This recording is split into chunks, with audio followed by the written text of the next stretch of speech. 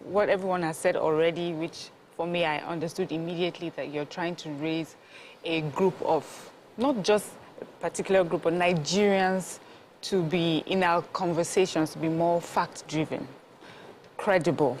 And, you know, you also mentioned the fact that we tend to just lean into public sentimentalism. And for me, it was more like a charge to especially those of us who have platforms.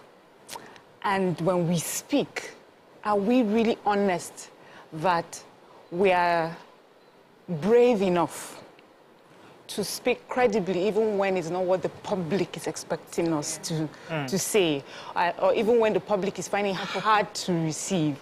So I just thought that was more a charge to those who have platforms. And before, it would have been just TV or radio. You can go to those places, they have NBC. But now we have people with phones in their homes, and they are influencing hundreds and thousands of people in Nigeria and across.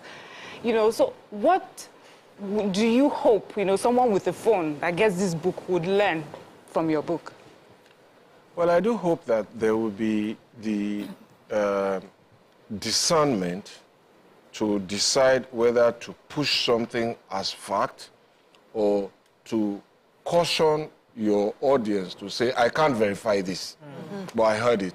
And there's a very, very thin line between all of that. And it's a very important point that you take about the rule. For example, if you look at the way we have seemingly conflated our governments with our country.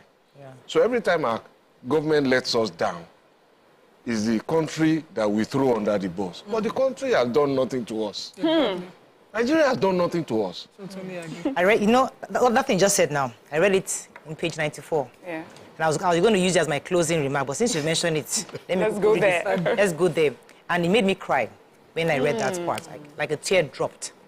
It says, we must understand that government is different from country. We must criticize government and politicians without throwing our country under the bus. This is possible. Governments will change. Politicians will come and go. But the territory of the Federal Republic of Nigeria remains. Will outlive us. Let us enhance the power, prestige, and good name of Nigeria for ourselves and the generations to come. Honestly, that broke my heart. Because for a second, I'm like, oh my goodness,